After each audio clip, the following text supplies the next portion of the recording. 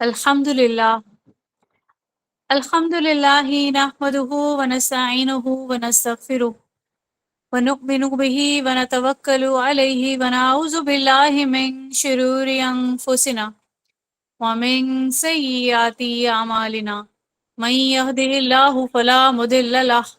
ومن يضلله فلا هادي له ونشهد أن لا إله إلا الله وحده لا شريك له ونشهد أن سيدنا محمدا عبده ورسوله أرسله بالهدى ودين الحق ليظهره على الدين كله وكفى بالله شهيدا. خصوص على أفضلهم وخاتم النبيين محمد الأمين وعلى آله وصحبه أجمعين وصلى الله عليه وسلم تسليما كثيرا كثيرا. أما بعد،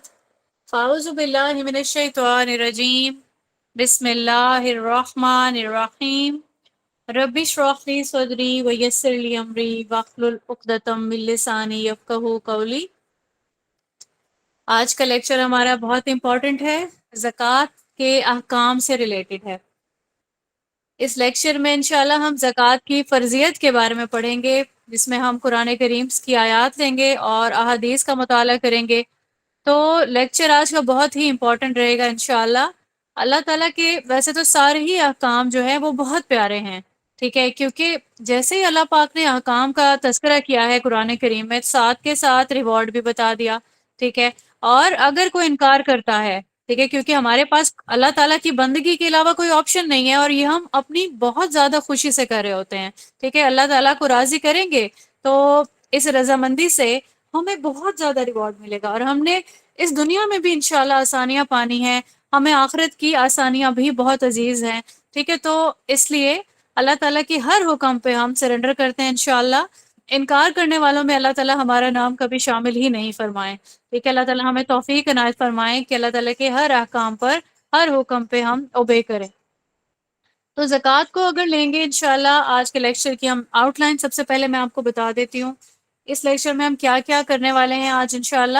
ہم زکوٰۃ کی ڈیفینیشن دیکھیں گے، ٹھیک ہے، زکوٰۃ کیا ہے، اور پھر اس کی فرضیت کے بارے میں دیکھیں گے کہ فرض ہے یا نہیں ہے، ٹھیک ہے. اس کی حکمت کے بارے میں دیکھیں گے کہ اللہ تعالیٰ نے اس کو فرض کیوں کیا. اس کی فضیلت دیکھیں گے کہ اللہ پاک نے اگر ہم پہ اس کو فرض کیا تو اگر ہم زکوٰۃ دینے والے بنتے ہیں، ٹھیک ہے، تو کیا کیا خوشخبریاں ہیں، ٹھیک ہے، وہ فضیلتیں دیکھیں گے انشاءاللہ. انکار کرنے والے کے لیے اللہ نے کیا وعید کی ہے، ایسے انسان کے لیے کیا ٹھکانہ ہے دنیا اور آخرت کا، جو بھی اس کے لیے وعید ہے انشاءاللہ وہ دیکھیں گے. اس کے بعد ہم دیکھیں گے کہ زکوٰۃ دینے کی شرائط کیا کیا ہیں. کچھ شرائط کو پورا کرنے کے بعد وہ زکوٰۃ دینی ہوگی، تو ہم اس کے بارے میں دیکھیں گے کب فرض ہوتی ہے کسی بھی انسان کے لیے زکوٰۃ. تو ان شرائط کو فالو کرنا ضروری ہے، تو ہمارے لیے یہ جاننا ضروری ہے کن کن چیزوں پہ زکوٰۃ واجب ہے، ٹھیک ہے. یہ چیزیں ہماری، کیونکہ بینگ مسلم ہماری یہ فنگر ٹپس پہ ہونی چاہیے. ایسا نہیں ہو کہ کبھی ہمیں کوئی ایسی ہی بات کر دے کہ یہ جو ایک ایکسیسو کوئی چیز ہمارے گھر پر ہے، کیا آپ اس کی زکوٰۃ دیتی ہیں. ہماری فنگر ٹپس میں ہونا چاہیے کہ نہیں، اللہ تعالیٰ نے اس چیز پہ زکوٰۃ فرض کی ہے، اس پہ فرض نہیں کی ہے، ٹھیک ہے. تو اس کے بعد ہم نصاب دیکھیں گے کہ زکوٰۃ کا کیا نصاب ہے. نصاب ہوتی ہے وہ حد جس پہ کوئی بھی مال جو ہے اس حد کو پہنچ جائے گا تو پھر اس پہ زکوٰۃ فرض ہو جائے گی. تو ایک فکسڈ جو ہے اس کی ایک لمٹ جو ہے وہ موجود ہے ہمارے دین میں. پھر اس کے بعد ہم دیکھیں گے کہ زکوٰۃ ہم نے کیسے نکالنی ہے، اس کی کیلکولیشن دیکھیں گے، ٹھیک ہے. کن چیزوں پہ زکوٰۃ نہیں ہے اس کو تھوڑا ڈیٹیل سے دیکھ لیں گے انشاءاللہ. پھر ہم آداب دیکھیں گے کہ زکوٰۃ کو دینے اور لینے کے کیا آداب ہونے چاہیے. کبھی کبھار سوال آتا ہے کہ اس فلاں انسان کو زکوٰۃ دینے کا جو ہے وہ پلان ہے، تو آپ یہ بتائیے کیا اس کو بتانا ضروری ہے یا نہیں بتانا ضروری. انشاءاللہ اس کے بارے میں بات کریں گے. مصارف زکوٰۃ دیکھیں گے، ٹھیک ہے، کہ زکوٰۃ کس کو دینی چاہیے. ایسا تو نہیں کہ ہم اپنی مرضی سے ہی جو ہے کچھ جو ہے وہ پیرامیٹرز بنا لیں، اس کو زکوٰۃ دینی ہے اور اس کو نہیں دینی. نہیں، اللہ تعالیٰ نے پورا سسٹم جو ہے وہ ہمیں پلان کر کے بتا دیا. انشاءاللہ اس کو فالو کریں گے، کیسے فالو کرنا ہے وہ دیکھیں گے. اور پھر اس کے بعد زکوٰۃ کسے نہیں دی جا سکتی ہے، ٹھیک ہے. شریعت کے احکام سارے اس حوالے سے دیکھنے کے بعد تھوڑے سے جو کامن سوال ہوتے ہیں، ٹھیک ہے، اس کے بارے میں بھی انشاءاللہ ہم کوشش کریں گے کہ اس ٹائم میں، ایک شارٹ ٹائم ہے اس میں ہم پوری کوشش کریں گے ان ساری چیزوں کو کور کر لیں انشاءاللہ. یہاں پہ آپ سب لوگوں کو میں یہ چیز جو ہے نوٹ ڈاؤن کروانا چاہوں گی کہ سارے کا سارا علم جو ہے وہ میرے اللہ پاک کا ہی عنایت کردہ ہے۔ اللہ جسے چاہے وہ بے پناہ جو ہے وہ علم نواز دے اس سے۔ تو اس لیکچر میں انشاءاللہ جو کچھ بھی آپ کو کنوے کیا جائے گا وہ سارا جتنے بھی اہل علم ہیں جو قرآن اور حدیث سے ایکسٹریکٹ کرتے ہیں، اسی سے جو سولوشن لیتے ہیں، انشاءاللہ وہ ساری چیز آپ کو کنوے کی جائے گی انشاءاللہ۔ بس اللہ پاک سے دعا کرتے ہیں کہ اللہ تعالی ہمیں وہی علم عنایت فرمائے جو کہ صحیح ہو، قرآن و حدیث سے جو ثابت ہو، اور اللہ تعالی ہمیں اس علم کو حاصل کرنے کے بعد اس پہ پوری طریقے سے کاربند رہنے کی، اس پر عمل کرنے کی توفیق عنایت فرمائے۔ آمین ثم آمین۔ تو باقاعدہ طور پر ہمارا جو لیکچر ہے وہ انشاءاللہ اس کو ہم سٹارٹ کرتے ہیں۔ ہم پہلے ڈیفینیشن سے سٹارٹ کریں گے۔ کبھی بھی انسان جب اپنے مال کو پاک کرنے کی غرض سے اللہ تعالیٰ کی خوشنودی کے لیے اس میں سے کچھ نکالتا ہے مال میں سے، ٹھیک ہے، تو اس کو زکوٰۃ کہا جاتا ہے۔ ہم یہ بھی جانتے ہیں کہ اسلام میں جو 5 بنیادی ارکان آتے ہیں، جس کا ذکر انشاءاللہ صحیح مسلم کی ابھی حدیث بھی شیئر کی جائے گی آپ سے، 111 ہے، اس میں بنیادی ارکان بتائے گئے، اس میں زکوٰۃ کا بھی جو ہے وہ ذکر کیا گیا ہے۔ اسلام کے 5 بنیادی ارکان میں سے ایک جو ہے رکن وہ زکوٰۃ ہے۔ تو کسی کو بھی جو بھی ڈیزرونگ ہوگا اس کو یہ مال دیا جائے گا اپنے مال میں سے، ٹھیک ہے، لیکن جن جن لوگوں کو شریعت نے اجازت دی صرف انہی لوگوں کو ہم زکوٰۃ کے مال میں سے دیں گے۔ اب ہم یہاں پہ دیکھتے ہیں کہ سورہ بقرہ میں اللہ پاک نے قرآن کریم کی جو آیت ہے، یہ سورہ بقرہ کی آیت نمبر 43، اس میں زکوٰۃ کی فرضیت کا حکم جو ہے وہ نازل فرمایا ہے۔ دیکھتے ہیں اس میں زکوٰۃ دیا کرو، ٹھیک ہے۔ اب اس طرح سے نہیں ہے کہ زکوٰۃ جو ہے وہ دی جا سکتی ہے، یہ حکم ہے۔ حکم کا جو اللہ تعالیٰ کا اسلوب ہے وہ اسی طریقے سے آتا ہے انشاءاللہ۔ جب آپ احکام دیکھتے ہیں اس میں آپ کو یہ چیز بڑے اچھے سے انڈرسٹینڈ بھی ہو جاتی ہے کہ اس میں اللہ تعالیٰ آرڈر کر رہے ہیں، ٹھیک ہے، نماز پڑھو، تو اس میں آپشن نہیں ہے نماز پڑھ لیا کرو، ٹھیک ہے، کبھی کبھی پڑھ لیا کرو، ایسا نہیں، نماز پڑھو اور زکوٰۃ دو۔ تو نماز بھی فرض ہے، حکم ہے اللہ کا، نہیں چھوڑ سکتے۔ زکوٰۃ جو ہے یہ بھی فرض ہے، ٹھیک ہے، اس کی فرضیت جہاں سے ہمیں ثابت ہو جاتی ہے۔ پھر اس کے بعد ہم دیکھتے ہیں، ابھی ہم نے جس طرح سے دیکھا کہ ہم اس کی حکمتیں دیکھیں گے۔ اللہ نے زکوٰۃ کو کیوں فرض کر دیا کسی مومن کے لیے؟ ٹھیک ہے، کیونکہ جب انسان اللہ کی راہ میں خرچ کرتا ہے، ہر انسان کو مال بڑا پیارا ہوتا ہے کہ میں مال کو سینت سینت کے سنبھال سنبھال کے رکھوں، ٹھیک ہے، تو یہ بڑھے، یہ کم نہیں ہو۔ تو انسان جو ہے نا یہ بخل کا باعث اس کا بنتا ہے مال، اور کنجوس ہو جاتا ہے۔ تو جب انسان اللہ کی رضا کے لیے جب اپنی مال میں سے زکوٰۃ نکالتا ہے، آٹومیٹیکلی اس کا جو مزاج ہے نا وہ ان چیزوں سے پاک ہو جاتا ہے، اور یہ بہت ہی برے جو ہے وہ چیزیں ہیں، بخل بھی اور کنجوسی بھی۔ تو مال میں برکت پیدا ہو جائے گی، مال پاک ہو جائے گا، کیونکہ یہ چیز ہمیں اللہ نے بتا دی۔ اور پھر اس سے یہ فائدہ ہو رہا ہے کہ ہمارے معاشرے میں کتنے ہی ایسے لوگ ہیں جو نہیں، ان کا معاش جو ہے وہ ان کی ریکوائرمنٹس کو پورا کر سکتا، نہیں کما سکتے، ضروریات زندگی بھی ان کی پوری نہیں ہو سکتی، ٹھیک ہے۔ تو اللہ نے سسٹم بنا دیا، جو بھی مالدار ہے، ٹھیک ہے، وہ اپنا ایک پورشن نکالے گا تو کیا ہوگا، ناداروں کی اس سے جو ہے وہ ہیلپ ہو جائے گی، ان کے گھر کا سرکل بھی چلنے لگے گا، صحیح ہو گیا۔ اس کے بعد ہم دیکھتے ہیں کہ جب ہم مال دیتے ہیں نا، ٹھیک ہے، اب یہاں پہ نا شکر گزاری کے دونوں سائڈز پہ ایلیمنٹ پیدا ہو رہے ہیں۔ ایک تو جو مال دے رہا ہے وہ بھی اللہ کا شکر ادا کرے گا کہ اللہ تو نے مجھے مال دینے والا بنایا، مطلب اللہ کی راہ میں خرچ کرنے والا بنا دیا، مطلب میں انسان اس قابل نہیں ہے، ٹھیک ہے، تو اللہ کا جو کچھ بھی اس کو عنایت کردہ ہے اس پہ ہم ویسے بھی شکر ادا کرتے ہیں، لیکن جب ہم اس مال میں سے، ٹھیک ہے، جو اللہ نے ہمیں عنایت کر دیا، ہمارے تصرف میں آ گیا، اس مال میں سے جب ہم کسی اور پر خرچ کرنے لگیں گے تو یہ چیز بہت شکر گزاری کا باعث بنتی ہے اللہ تعالیٰ کی، کہ اللہ نے مجھے دوسروں پہ خرچ کرنے والا بنا دیا۔ اچھا، پھر جو لے گا، ٹھیک ہے، کیونکہ وہ بھی ایکسپیکٹ نہیں کر رہا تھا، وہ غریب تھا، وہ فقراء میں سے تھا، ٹھیک ہے، ضرورت مند تھا، جیسے ہی اللہ نے اس کی ضرورت پوری کر دی تو وہ بھی اللہ کا شکر ادا کرنے لگے گا، ٹھیک ہے۔ تو یہاں پہ دیکھیں کہ دونوں اینڈز پہ اللہ کا جو شکر ہے اس کو ادا کرنے کا انسان کو موقع مل رہا ہے، تو یہ مومن کے لیے یہ بہت بڑی نعمت ہے۔ اس کے بعد یہ ہوگا کہ زکوٰۃ جب دے گا انسان تو ایسے نہیں ہوگا کہ جو دولت کی جو ایک حد بندی ہے، ٹھیک ہے، وہ ہو جائے گی۔ ایسا نہیں ہوگا کہ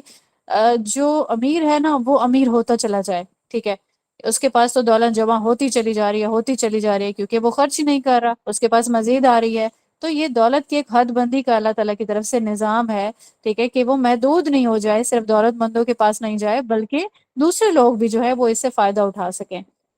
اب یہاں پہ یہ دیکھیں،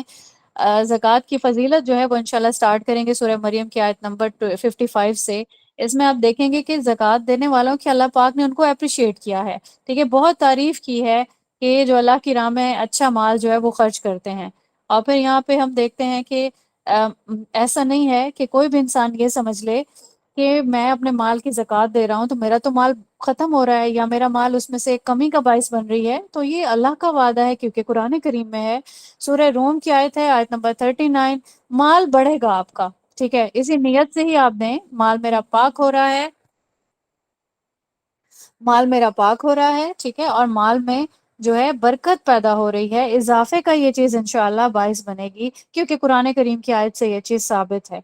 زکوٰۃ جو ہے وہ مال کا جتنا بھی شر ہے اس کو ختم کر دے گی، مال کو پاک کر دے گی۔ ہم اس کے آپ کے ساتھ نا یہاں پہ بہت ساری حدیث شیئر ہوں گی انشاءاللہ۔ بخاری کی 1404 ہے، ٹھیک ہے، ابن ماجہ کی بھی سیم جو ہے ورڈنگ میں حدیث ملتی ہے 1787، پھر صحیح بخاری کی 1435 ہے، ٹھیک ہے۔ اللہ تعالیٰ کا جو غضب ہے اس کو ختم کرنے کا مومن کو موقع ملتا ہے، ٹھیک ہے، اللہ تعالیٰ کا غصہ اس سے کم ہو جاتا ہے یا ختم ہو جاتا ہے۔ تو یہ جو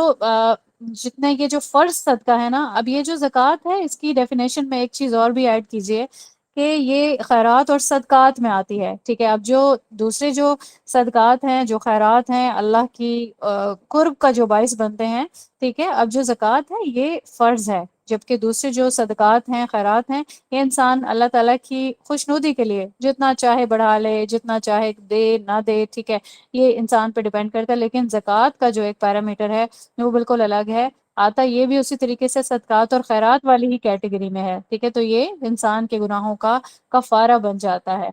اب یہاں پہ ان ساری حدیث کو انشاءاللہ آپ لوگ ڈیٹیل میں دیکھیے گا، کیونکہ میں ورڈ ٹو ورڈ اس کو اگر پڑھنے لگی تو ٹائم جو ہے وہ نہیں مینج ہو سکے گا، ٹھیک ہے۔ تو یہاں پہ صحیح مسلم کی 6592 میں بھی ہم اس کو دیکھ سکتے ہیں کہ زکوٰۃ سے مال میں کمی کبھی نہیں ہو سکتی ہے۔ پھر زکوٰۃ ادا کرنے والا جو ہے یہ مقربین میں ہوگا، ٹھیک ہے، جنت میں لے جانے کا انسان کا ایک ذریعہ بن جاتی ہے زکوٰۃ۔ صحیح بخاری کی 1397 سے ہمیں یہ چیز پتہ چلتی ہے۔ اور پھر معاشرے کے جو نادار لوگ ہیں، ڈیزرونگ ہیں، obviously اللہ تعالیٰ نے ان کی کفالت کا ایک پورا سسٹم بنایا ہے، تو یہ ذریعہ بنتی ہے چیز زکوٰۃ جو ہے۔ 1395 بخاری کی، اس سے ہمیں یہ چیز انشاءاللہ پتہ چلتی ہے۔ تو انسان جب زکوٰۃ دیتا ہے، ہم نے ابھی دیکھا کہ وہ بخل سے پاک ہوگا، ٹھیک ہے، کنجوسی سے پاک ہوگا، اس کا جو نفس ہے وہ خود غرض ہو جاتا ہے نا، کیونکہ مال کے جمع کرتے کرتے مال چیز ہی ایسی ہے، انسان خود غرض ہو جاتا ہے، اس کو بہت ساری چیزوں پہ جو ہے وہ پردہ آنے لگتا ہے۔ مال کی محبت ایک بہت بری محبت ہے، تو اللہ نے پورا جو ہے ایک سسٹم جو یہاں پہ بنایا، تو انسان مال کی محبت سے پاک ہو جاتا ہے۔ سورہ توبہ کی آیت نمبر 103 سے ہمیں یہ چیز پتہ چلتی ہے۔ مال کی برکت کے بارے میں مزید سورہ بقرہ کی آیت آپ کے ساتھ شیئر ہوگی انشاءاللہ 261، اور اسی طریقے سے صحیح مسلم کی 2342 ہے۔ اب یہاں دیکھیں بڑے ہی پیارے طریقے سے اللہ تعالیٰ کا اسلوب جو ہے کہ ایسی برکت پیدا ہوگی مال میں کہ جیسے ایک دانے سے 7 بالیاں اگ جائیں، ٹھیک ہے، اور ہر بالی میں 100 دانے ہوں، یعنی برکت کا کوئی شمار ہی نہیں ہے یہاں پہ۔ پھر اس کے بعد ہے صحیح بخاری کی ایک حدیث ہے 1442، اس میں ہم دیکھتے ہیں کہ فرشتے جو ہیں وہ دعائیں کرتے ہیں جو بھی زکوٰۃ دینے والے لوگ ہیں، ٹھیک ہے۔ اب یہاں پہ خزانہ غیب سے اللہ تعالیٰ جو ہے وہ عنایت کرتے ہیں انسان کو، یعنی بخاری کی حدیث ہے 4684، یعنی مزید ملتا ہے انسان کو۔ اور زکوٰۃ دینے والا کبھی یہ نہیں سوچے کہ ابھی ہمیں اتنے زیادہ ریفرنسز مل گئے ہیں، اب تو کوئی بھی مومن یہ سوچ ہی نہیں سکتا ہے کہ میں نے اپنے مال کا جو 2.5% میں نے دے دیا، ٹھیک ہے، یہ منیمم ہے، صحیح ہے، تو ایسے سمجھ لیں کہ آٹے میں نمک کے برابر، تو وہ یہ نہیں سوچ سکتا کہ میرا مال کم ہو رہا ہے، کیونکہ یہاں اللہ کا وعدہ شامل ہو گیا، خزانہ غیب سے اس کو مزید عطا کیا جائے گا۔ یہاں پہ ہم نے اب تک زکوٰۃ کی ڈیفینیشن کو دیکھا، زکوٰۃ کی فرضیت کو دیکھا ہم نے قرآن اور حدیث کی روشنی میں، پھر اس کے بعد اس کی حکمت کو دیکھا، اللہ نے زکوٰۃ کیوں فرض کی، بہت زیادہ اس کے فوائد ہیں وہ ہم نے دیکھے، پھر اس کے بعد ہم نے زکوٰۃ کی فضیلت کو ثابت کیا قرآن سے، حدیث سے، ٹھیک ہے۔ اور پھر اس کے بعد انشاءاللہ اب ہم دیکھتے ہیں کہ کون سے ایسے لوگ ہیں جو زکوٰۃ دینے کا انکار کر دیتے ہیں، ٹھیک ہے۔ تو زکوٰۃ نہ دینے کے لیے 2 اسباب ہو سکتے ہیں، ایک تو یہ کہ انسان کفر کرے، کفر کیسے کرے گا، کیونکہ اللہ نے زکوٰۃ کو فرض قرار دیا ہے، ٹھیک ہے، اگر ہم فرضیت کا انکار کرتے ہیں تو یہ کفر ہے، ٹھیک ہے، اللہ تعالیٰ کے حکم کا انکار کفر میں آتا ہے، اور کفر کی میننگ بھی یہی ہے، انکار کرنا۔ دوسری اس کی ریزن ہو سکتی ہے کنجوسی اور بخل، ٹھیک ہے۔ اگر انسان اپنی کنجوسی کی وجہ سے زکوٰۃ نہیں دے رہا ہے تو اس کا مطلب ہے کہ وہ پھر گناہ، ایک تو وہ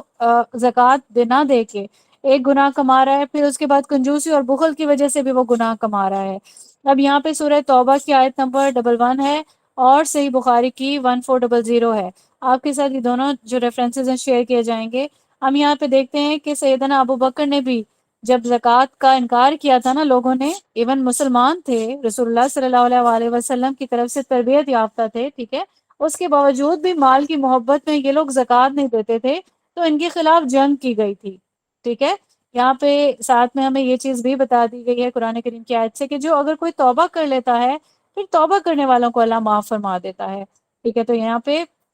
زکوٰۃ نہ دینے والے کے لیے جو حکم ہے وہ ہمارے سامنے آ گیا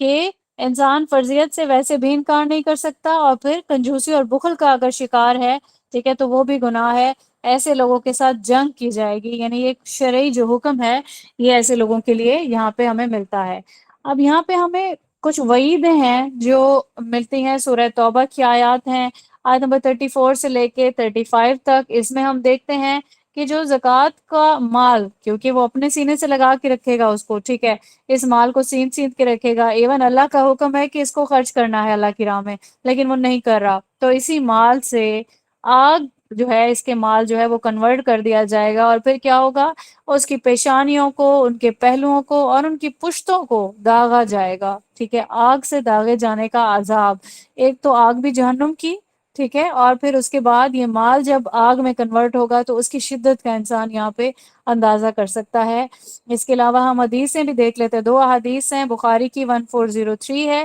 اس میں جو ہے ایک سانپ کا ذکر ہے، یعنی ناگ جسے ہم کہیں گے، اس ناگ کی ایک شدت کو بیان کرنے کے لیے گنجا ناگ یہاں پہ بیان کیا گیا ہے کہ یہ مال جو ہے زکوٰۃ کا، یہ گنجے ناگ کی شکل اختیار کر لے گا، اور پھر کیا کرے گا، جبڑوں سے ایسے انسان کو پکڑے گا اور کھینچے گا اور بتائے گا کہ میں تمہارا وہ جمع شدہ خزانہ ہوں، ٹھیک ہے۔ تو یہ چیز جو ہے ایک بہت بڑی وعید ہے انسان کے لیے، اس کو امیجن کر کے بھی کوئی جو ہے وہ کانپ اٹھے انسان کی روح۔ اور پھر صحیح مسلم کی ایک اور حدیث ہے، وہ شیئر کی جائے گی آپ کے ساتھ، 2290۔ یہاں پہ آگ کی چٹانیں جو ہیں وہ جہنم میں گرم کی جائیں گی، جو بھی زکوٰۃ نہیں دے گا ان کے عذاب کے لیے، اور پھر ان لوگوں کو ان سے داغا جائے گا، ٹھیک ہے۔ تو یہ آگ کا جو عذاب ہے اس کو کئی گنا ملٹی پلائی کر دیا جائے۔ تو اللہ تعالیٰ سے ہم پناہ مانگتے ہیں یہاں پہ کہ اللہ ہمیں ان لوگوں میں کبھی بھی شمار نہ کریں کہ ہم زکوٰۃ کو روک لینے والے بن جائیں، ٹھیک ہے، کیونکہ یہ سب چیزیں اللہ تعالیٰ کی جو غضب ہے اس کا شکار بنتی ہیں۔ اس کے بعد ہم یہاں پہ دیکھتے ہیں کہ زکوٰۃ کو دینے کے لیے شرائط کیا کیا ہوں گی، کون سا ایسا انسان ہے کہ جو زکوٰۃ کو دینے کے لیے اس پہ اب واجب ہو گئی۔ سب سے پہلے تو مسلمان ہوگا، ٹھیک ہے، اسلام کے دائرہ کار میں ہوگا، کیونکہ نان مسلم پہ زکوٰۃ فرض نہیں ہے، اللہ تعالیٰ کے جتنے بھی احکام ہیں وہ سارے مسلمانوں کے لیے ہیں۔ اس کے بعد یہ ہے کہ نصاب کو پہنچے گا اس کا مال۔ یہاں پہ ہم نصاب کا اگلے چیپٹر میں انشاءاللہ بھی دیکھتے ہیں۔ نصاب کو جو ایک لمٹ بتا دی گئی اللہ تعالیٰ کی طرف سے، اگر وہ اس کو پہنچ جاتا ہے، 2263 میں بھی آپ کو یہ چیزیں ملتی ہیں، صحیح مسلم کی حدیث ہے، تو وہ پہنچ جائے گا نصاب کو، تو پھر اس پہ زکوٰۃ فرض ہو جائے گی۔ اور پھر جو چوتھی شرط ہے، بلکہ تیسری، وہ یہ ہے کہ وہ اس مال کی ملکیت ہوگی اس کے پاس، ٹھیک ہے، پورے کا پورا جو مال ہے وہ اس کی ملکیت میں ہونا چاہیے۔ ایسا نہیں ہے کہ اجتماعی مال ہے اور اکیلا ایک زکوٰۃ دینے والا ہے، ایسے نہیں ہوگا۔ سورہ توبہ کی آیت نمبر 103 ہے، سورہ ذاریات ہے، اس میں آیت نمبر 19 ہے، ٹھیک ہے، اس میں ان کا تذکرہ کیا گیا ہے کہ مال کا تصرف ہونا چاہیے۔ پھر اس کے علاوہ اگر تو زمینی پیداوار نہیں ہے، اس کے علاوہ جو باقی چیزیں ہیں، جن چیزوں کا بھی ہم انشاءاللہ تذکرہ کریں گے، ان پہ سال گزر جانے کی شرط ہے، جبکہ زمینی پیداوار پر سال گزرنے کی شرط نہیں ہے۔ سورہ الانعام کی آیت نمبر 141 سے ہمیں یہ چیز پتہ چلتی ہے کہ جیسے ہی آپ کو زمینی پیداوار حاصل ہو جاتی ہے تو پھر آپ اسی دن زکوٰۃ دیتے ہو، ٹھیک ہے۔ اور پھر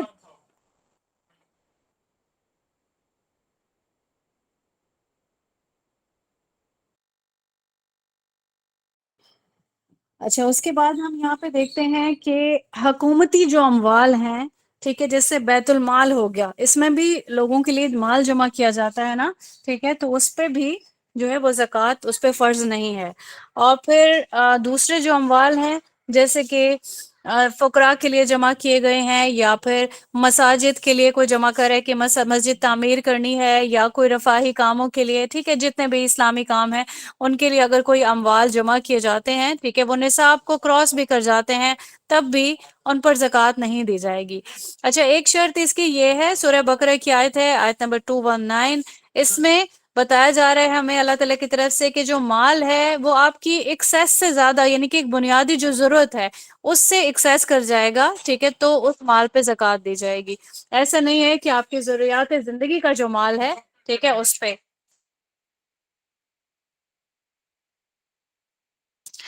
اس کے بعد ہم دیکھتے ہیں کہ زکوٰۃ جو ہے وہ کن کن چیزوں پر جو ہے وہ واجب ہے، کن چیزوں پہ زکوٰۃ جو ہے وہ دینی ہے۔ ہم نے ان چیزوں کا بھی خیال رکھنا ہے کہ حرام کے ذریعے سے مال کمایا گیا نہیں ہو، ٹھیک ہے، اور پھر یہ کہ جتنا بھی مال ہے اس میں سے سب سے پہلے اپنا قرض مائنس کرنا ہے، پھر زکوٰۃ دینی ہے۔ اب چیزیں کون کون سی آ جائیں گی جن پہ ہم نے زکوٰۃ دینی ہے؟ وہ ہے سونا،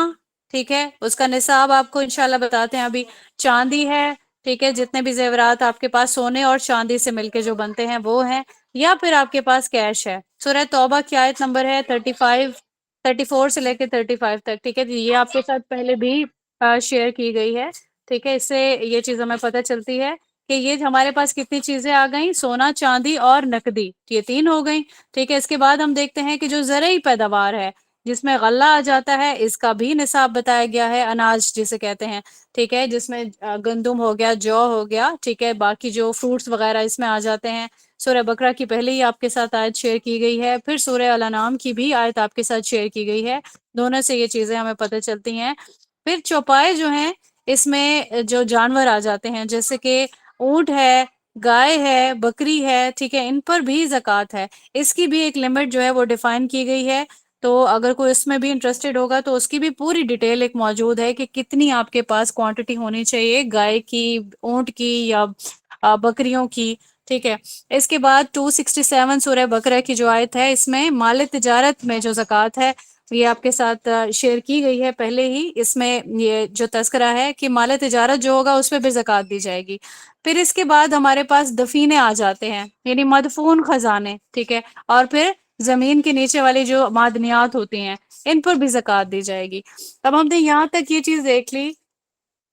پہلے ہم نے زکوٰۃ کی ڈیفینیشن دیکھی ہے، ٹھیک ہے، اور پھر زکوٰۃ کی فرضیت کے بارے میں دیکھا، اس کی حکمت کے بارے میں دیکھا، اور پھر زکوٰۃ کی فضیلت دیکھی ہے قرآن و حدیث کی روشنی میں۔ اب پھر ہم نے دیکھا کہ زکوٰۃ کا اگر کوئی انکار کرتا ہے اور جو اس کے اسباب ہیں وہ دیکھے ہیں، اور پھر جو اگر نہیں دیتا ہے زکوٰۃ تو اس کے لیے وعید کیا کیا ہے اللہ تعالیٰ کی طرف سے، ٹھیک ہے، وہ ہمارے لیے جاننا بہت ضروری ہوتا ہے تاکہ ہم اپنے رزلٹ کے بارے میں اپنے سامنے یہ چیز رکھ سکیں کہ اللہ کے حکم کو نہیں مانا جائے گا اگر ہماری طرف سے، تو کیا کیا اللہ تعالیٰ کی طرف سے عذاب دیا جا سکتا ہے۔ اللہ پاک ہمیں جہنم کے عذاب سے محفوظ رکھیں، آمین ثم آمین۔ اس کے بعد ہم نے دیکھی ہے شرائط، ٹھیک ہے، کوئی بھی حکم ہے اس کے ماننے کے لیے شرائط ہوتی ہیں، ٹھیک ہے، وہ ساری شرائط ہم نے دیکھ لیں کہ کون کون سی شرائط کو انسان جب پورا کر لیتا ہے تو پھر اس کو زکوٰۃ دینی ہوتی ہے۔ پھر ہم نے وہ چیزیں دیکھ لیں، ٹھیک ہے، کہ کون کون سی چیزیں ہیں جن پہ ہم نے زکوٰۃ دینی ہے، یہ چیزیں ہم سب کو یاد ہونی چاہیے۔ ایسا نہیں ہو کہ کوئی ہمیں کہے، کوئی بھی ایسی چیز کہہ دے کہ آپ کے پاس ایک ایکسیسو، ایک ایکسٹرا موبائل ہے تو آپ اس کی زکوٰۃ دیں، ٹھیک ہے۔ ایک مسلم کو اپنی ساری جو چیزیں ہیں وہ معلوم ہونے چاہیے، اللہ تعالیٰ کے احکام کو خاص طور پر ضرور یاد ہونا چاہیے۔ اب ہم زکوٰۃ کا نصاب دیکھیں گے، ٹھیک ہے، تو یہاں پہ سونے کا جو نصاب ہے ہم سبھی جانتے ہیں 7.5 تولے کا اس کا نصاب ہے۔ اگر اس کو دینار میں دیکھیں، ٹھیک ہے، تو وہ 20 دینار کا اس کا وزن بنتا ہے۔ اگر گرامز میں دیکھیں تو یہ 85 گرامز بنتے ہیں۔ اس کی کیسے زکوٰۃ نکالی جائے گی؟ اس کا طریقہ یہی ہوگا کہ اگر تو یہ ہمارا یہ نصاب کو پہنچ گیا، ٹھیک ہے، 7.5 تولے تک ہمارا پہنچ گیا سونے کی جو اماؤنٹ ہے، تو اس کو ہم کیا کریں گے، اس کی فی تولہ قیمت معلوم کریں گے۔ آج کل تو یہاں پہ گوگل تو بہت آسان ہو جاتا ہے، فوراً ہی اس کی قیمت معلوم کر لی، اور پھر کیا ہوگا، اس کا 2.5% نکال لیا، ٹھیک ہے۔ اب جب اس کو جیسے یہ بھی ہو سکتا ہے کہ اس ساری اماؤنٹ میں اس کو کنورٹ کر لیں ہم، ٹھیک ہے، جیسے قیمت معلوم کریں گے پوری اماؤنٹ میں کنورٹ کر لیں گے اس کو، اور پھر 1,000 میں سے یہ 25 روپے کے حساب سے زکوٰۃ بنے گی، اسی کو 2.5% کہا جاتا ہے، ٹھیک ہے، کلیئر ہو گیا سب کو؟ تو کیلکولیٹر ہے، آسان ہے، کوئی گنتی نہیں کرنی پڑتی، کیلکولیٹ کریں اور زکوٰۃ اس کی دے دیں۔ ہم نے یہاں پہ دیکھا کہ سال گزرے گا ہم تب زکوٰۃ دیں گے، ایسے نہیں کہ آپ کو زکوٰۃ کے حکم کا آج پتہ چلا اور آپ کے پاس کل ہی جو ہے وہ سونے کی کوئی چیز آئی ہے، وہ 7.5 تولے تک آپ کا نصاب پہنچ گیا تھا، ٹھیک ہے، تو آپ کہیں کہ مجھ پہ زکوٰۃ فرض ہو گئی۔ نہیں، اللہ تعالیٰ کا حکم یہاں پہ واضح ہے، سال گزرے گا، مال آپ کی ملکیت میں ہوگا، وہ آپ کا مال ہوگا، ٹھیک ہے، تو پھر آپ کیا کریں گے؟ آپ اس کی زکوٰۃ جو ہے وہ دیں گے انشاءاللہ۔ اب یہاں پہ ہم دیکھتے ہیں چاندی کا نصاب۔ چاندی کے نصاب میں جو ہے وہ آتا ہے 52.5 تولے، ٹھیک ہے، اس کو ہم تولے میں ہم نے دیکھ لیا، ٹھیک ہے، گرامز میں اگر ہم دیکھیں گے تو یہ بنتا ہے 618 گرامز، اور اگر ہم اس کو ملی گرامز میں بھی کوئی دیکھنا چاہے گا تو یہ 182 بنے گا، ٹھیک ہے۔ تو اگر ہم اس کو کیش میں کنورٹ کرنا چاہیں تو وہ بھی ہم دیکھ سکتے ہیں کہ کیا اس کا جو ہے حساب بن رہا ہے، کیونکہ اس کے نصاب جو ہے یہ کم سے کم نصاب میں آتا ہے۔ تو گوگل کر لیں گے اس کو بھی، آج کا جو ریٹ ہے وہ دیکھ لیں گے، سال ہمارا گزر چکا ہے، ٹھیک ہے، تو ہم اس کی زکوٰۃ دیں گے کیونکہ یہ 52.5 تولے کا جو ہے اس کا نصاب وہ اس کو پہنچ گیا مال۔ اب اس کا بھی طریقہ وہی ہے کہ 52.5 تولے جو ہے اس کو اس کی قیمت معلوم کر لیں گے فی تولہ کے حساب سے، جتنی بھی اماؤنٹ بنے گی اس کا 2.5% نکالیں گے کیلکولیٹر سے، اور وہ پورا کا پورا ہم ادا کر دیں گے، تو ہماری زکوٰۃ جو ہے وہ ادا ہو جائے گی انشاءاللہ۔ اب یہاں پہ نقدی کا ایک جو ہے ایک سوال آتا ہے کہ کسی کے پاس کیش ہے، ٹھیک ہے، تو کیش کی زکوٰۃ کیسے نکالی جائے گی؟ اب یہاں پہ جمہور جو علماء ہے نا، ٹھیک ہے، یہاں پہ ان کی یہ متفقہ طور پر رائے ہے کہ یہاں پہ ہمارے پاس 2 نصاب آ جاتے ہیں نا، ٹھیک ہے، کہ جو سونے کا نصاب ہے، آپ کو پتہ ہے کہ سونے کا بہت زیادہ اب جو ہے ریٹ کا ڈفرنس آ گیا، اور یہاں میں یہ چیز ضرور بتاؤں گی جو میں نے اپنے اساتذہ سے بھی سیکھا، جو چیز جو ہے بتائی گئی ہے کہ جب رسول اللہ صلی اللہ علیہ وآلہ وسلم کا جب دور تھا تو سونے کا بھی ریٹ جو ہے وہ چاندی کے ایکول ہی ہوتا تھا، آلموسٹ، ٹھیک ہے، برابر تھا، بہت زیادہ ڈفرنس نہیں تھا۔ پھر اب کیا ہوا، وقت گزرتا گیا، اب کسی چیز کی پسندیدگی بھی زیادہ ہوتی ہے یا اس کا یوزج زیادہ ہو جاتا ہے، تو بہت سارے جو ہے عوامل ہوتے ہیں جو اس کی امپورٹنس کو بڑھا دیتے ہیں۔ یہاں پہ سونے کا جو ریٹ ہے نا وہ بڑھتا چلا گیا، ٹھیک ہے، تو ابھی آج بھی ہم دیکھ رہے ہیں کہ بہت جو ہے اس کی پرچیزنگ جو پار ہے وہ بھی بڑھی، اور پھر اس کا ریٹ بھی بڑھتا چلا گیا۔ تو ابھی جو نقدی جو ہے اس کے لیے ہم چاندی کا جو نصاب ہے اس کا اعتبار کریں گے، ٹھیک ہے، یعنی کہ چاندی کا جو نصاب ہے وہ کتنا ہے، 52.5 تولے، اس کی ہم قیمت معلوم کر لیں گے، اس کی جو قیمت بنتی ہوگی اس میں ہم نا اپنا جو کیش ہے اس کو ہم ڈیفائن کریں گے کہ ہمارے پاس اتنا کیش پڑا ہوا ہے، اب ہم جو ہے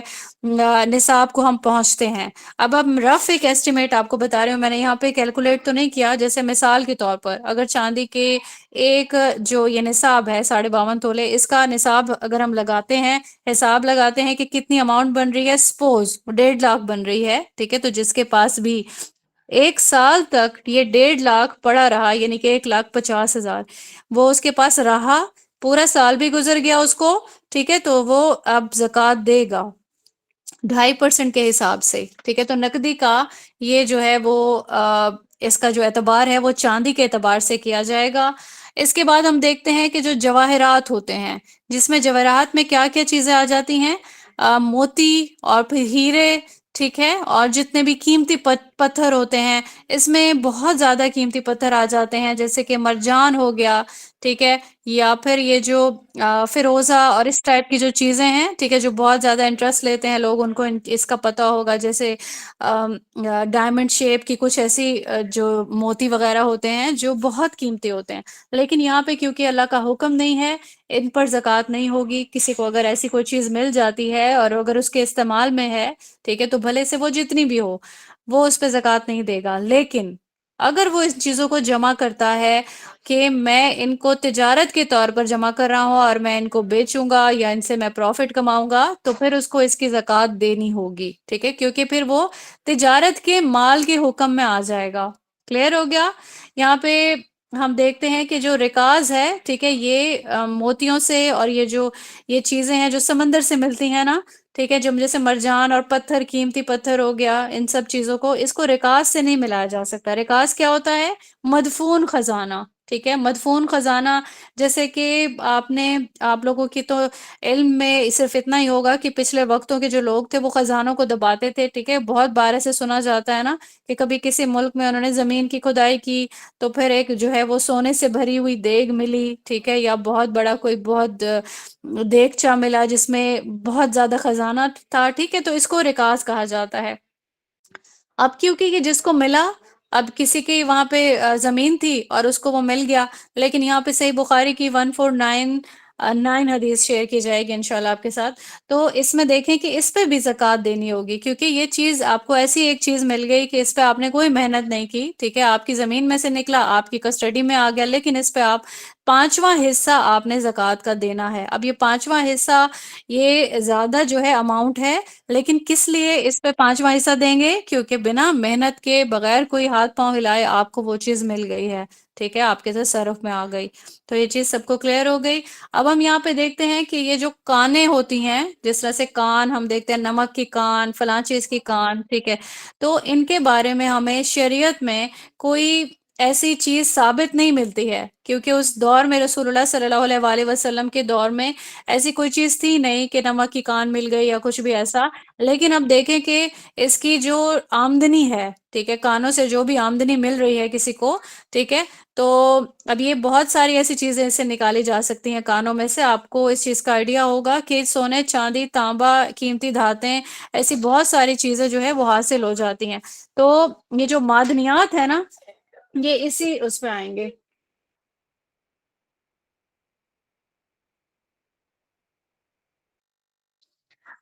تو اس میں بھی جب یہ نصاب کو پہنچ جائے گی اس کی آمدنی، ٹھیک ہے، تو اس پہ بھی زکوٰۃ واجب ہو جائے گی، زکوٰۃ اس کی جیسے ہی یہ معدنیات آپ کو حاصل ہو جائیں گی، ٹھیک ہے، اس پہ یہ زکوٰۃ کو دینا فوراً واجب ہو جائے گا۔ اچھا، ایک اور چیز ہے جو میں آپ لوگوں کے ساتھ شیئر کرنا چاہتی ہوں، لیکن یہ ایک اختلافی مسئلہ ہے، ٹھیک ہے، اگر آپ یہاں پہ، میں نے اپنے 4 اساتذہ کو اس کے لیے کانٹیکٹ کیا اور چاروں کی ہی ڈفرینٹ اوپینین آئی، کہ کچھ لوگ یہ سمجھتے ہیں کہ جو نصاب ہیں، اب جس طرح سے 7.5 تولے سے تھوڑا سا کم ہے، نصاب میں نہیں آ رہا ہے، ٹھیک ہے، لیکن اسی انسان کے پاس 7.5 تولے سے کم سونا ہے، ٹھیک ہے، اور 52.5 تولے سے تھوڑا کم چاندی ہے، دونوں ہی اپنے نصاب کو نہیں پہنچی، لیکن اس کے پاس کیش بھی ہے، اور پھر وہ چاہ رہا ہے انسان کہ اس نے اپنی جو اللہ کی راہ میں خرچ کرنا ہے، اس نے زکوٰۃ دینی ہے، وہ ان نصابوں کو جمع کرنے کے بعد زکوٰۃ دے سکتا ہے، ٹھیک ہے۔ اب اختلاف کیا ہے یہاں پہ ہمارے پاس؟ سپوز دو اگر اسکول آف تھاٹ ہیں، تو ایک اسکول آف تھاٹ کہتا ہے سارے نصابوں کو ملایا جائے، کیونکہ مال اس کی کسٹڈی میں ہے، سونا بھی ہے اس کے پاس چاندی بھی ہے، اس کے پاس کیش بھی ہے، ساری ہی چیزوں کی مالیت کو وہ کنورٹ کرے، ٹھیک ہے، اس کی مالیت کا حساب لگائے، سال گزر گیا ہے، شرائط پوری ہو رہی ہیں، ٹھیک ہے، 2.5% کے حساب سے وہ زکوٰۃ دے دے۔ لیکن ایک دوسرا اسکول آف تھاٹ ہے ہمارے پاس اہل علم کا، ٹھیک ہے، ان کے مطابق جب دونوں ہی چیزوں کا نصاب الگ الگ سے ڈیفائن کر دیا کہ سونے کا یہ نصاب ہے اور چاندی کا یہ نصاب ہے، اور کیش کی صورت میں ابھی ہم نے دیکھا کہ ہم چاندی کا اعتبار کریں گے، چاندی کے نصاب کا، ٹھیک ہے، تو ان کے اکارڈنگ ہم ہر ایک نصاب کو الگ الگ سے فالو کر سکتے ہیں، واللہ عالم، اس چیز کا جو علم ہے وہ پورا اللہ تعالیٰ کے ہی پاس ہے۔ بہرحال انسان کے پاس جب بھی مال ہو، اس کو پوری اس بارے میں جو ہے پوری کوشش کرنی چاہیے کہ وہ اس کو لازمی طور پر جو اللہ تعالیٰ کا حکم ہے اس کو پورا کرے، ٹھیک ہے۔ تو یہاں پہ یہ دونوں چیزیں آپ کے سامنے رکھ دی گئی ہیں، اور پھر اب ہم دیکھ لیتے ہیں زرعی پیداوار کے لیے زکوٰۃ کا کیا حکم ہے۔ یہاں پہ ہمیں بخاری کی ایک حدیث ہے 1483، وہ آپ کے ساتھ شیئر کی جائے گی۔ یہاں پہ 20ویں حصے کا جو ہے تذکرہ کیا گیا ہے، 20واں حصہ لیکن کب ہوگا؟ اب یہاں دو سچویشنز آ جائیں گی، کسی کے پاس جو زمین ہے اور وہ کچھ اگا رہی ہے، ٹھیک ہے، اور اس سے پیداوار حاصل ہو رہی ہے۔ اب یہاں پہ دو آپشنز ہو سکتے ہیں، ایک تو یہ کہ کوئی اس کو بارش اس قدر ہوتی ہے کہ وہ زمینی حصہ جو ہے وہ سیراب ہو جاتا ہے، یا قریب سے کوئی نہر، کوئی چشمہ وغیرہ اس کو لگ جاتا ہے، اور کسی نے اس کا جو ہے راستہ بنا کے اپنی زمین کو اسے سیراب کر دیا، ٹھیک ہے، تو اس سے جو پیداوار حاصل ہو رہی ہے، اس کو جیسے ہی وہ پیداوار حاصل ہوگی، وہ اس کا 10واں حصہ جو ہے اللہ کی راہ میں خرچ کرے گا، ٹھیک ہے۔ لیکن اگر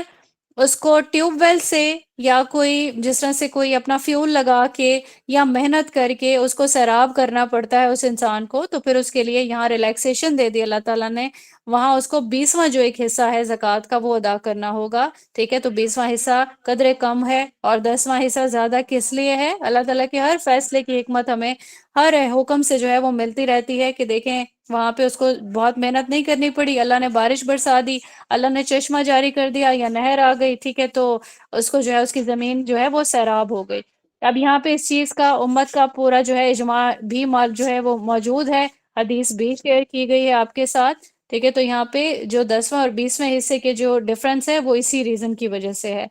اجناس کو دیکھ لیتے ہیں کہ کون کون سی پیداوار ہے جس پہ زکوٰۃ دینی ہے۔ اس میں گندم آ جاتی ہے، اس میں جو آ جاتی ہے، اس میں کھجور آ جاتی ہے، منقع آ جاتا ہے، ٹھیک ہے؟ اب جو سبزیوں کے بارے میں رسول اللہ صلی اللہ علیہ وآلہ وسلم سے کوئی بھی روایت ثابت نہیں ہے کہ سبزیوں پہ بھی زکوٰۃ دی جائے گی، ٹھیک ہے؟ تو جو چیزیں ثابت ہیں ان کو ہم دیکھیں گے۔ شہد جو ہے اس کی زکوٰۃ جو ہے اس میں عشر دیا جائے گا، عشر کہتے ہیں 10ویں حصے کو، ٹھیک ہے؟ اب یہ جب ٹرمز آپ کے سامنے آتی ہیں آپ کو یاد ہونے چاہیے، جیسے خمس کہا جاتا ہے، جیسے رکاز میں خمس یعنی کہ 5واں حصہ یہ زکوٰۃ دینی ہوتی ہے، اور شہد میں عشر دینا ہوتا ہے، عشر کہتے ہیں 10واں حصہ، ٹھیک ہے؟ تو یہاں پہ ہم نے زکوٰۃ کا نصاب دیکھ لیا۔ اس کو